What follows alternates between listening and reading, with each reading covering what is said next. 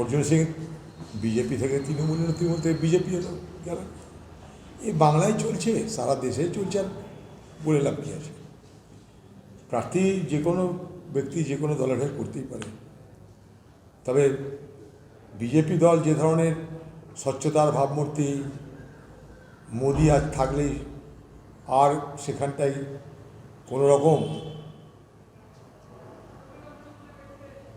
অনৈতিক কিছু হবে না, এই যে একটা বাতাবরণ তৈরি করেছিল গত কয়েক বছর ধরে, মোদি সরকারের আমলে সেই বাতাবরণ আজ ভুলুণ্ঠিত হয়েছে। ক্ষমতায় টিকে থাকার জন্যে নির্লজ্জভাবে মোদি এবং মোদির প্রশাসন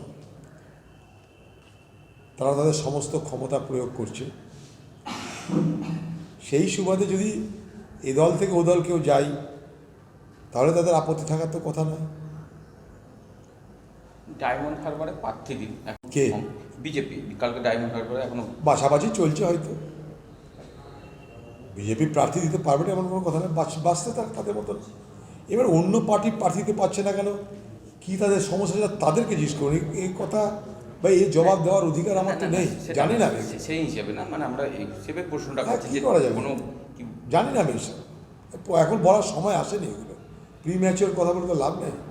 ভোটের এখনও ফেজ বাই ফেজে ভোট হয়, সেখানে নোটিফিকেশান হবে, তারপরে নমিনেশন হবে, তখন নমিনেশন সমাপ্ত হওয়ার পর এগুলো বলা যেতে পারে, আন্দাজে এখন বলতে পারবো না। দাদা, মুর্শিদাবাদের রেজিনগরে মিলল বোমার বিশাল স্টক, কি বলবেন? এ তো মুর্শিদাবাদে মিলবেই, লুট করবার জন্যে বোমা তো দরকার। গত পঞ্চায়েতের স্টক ছিল, সেটা শেষ হয়েছে, নতুন স্টক আসছে, লোকসভার স্টক এটা।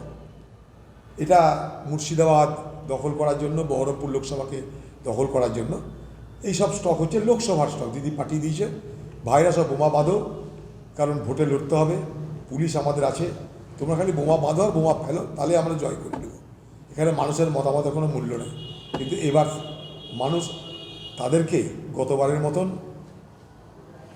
তারা শিক্ষা শুধু দেবে তাই নয়, উচিত শিক্ষা দেবে বলে আমি মনে করি। যে বুথেরও ভবিষ্যৎ আছে, কিন্তু কংগ্রেস আর সিপিএম এর কোনো ভবিষ্যৎ নেই। যদি কংগ্রেসের কোনো ভবিষ্যৎ না থাকতো তাহলে রাহুল গান্ধীকে প্রিয় নেতা বলা তো কোনো দরকার ছিল না দিদির।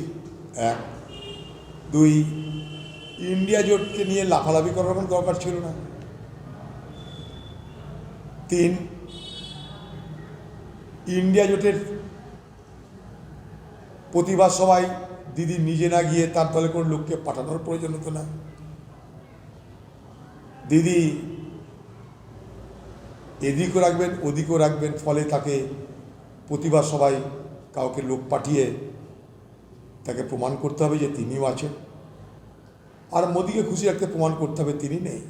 দিদি এখন তিনি আছেন আর তিনি নেই, এই দুয়ের দ্বন্দ্বে আবর্তে দিদি আজ একেবারে চক্কর খাচ্ছেন।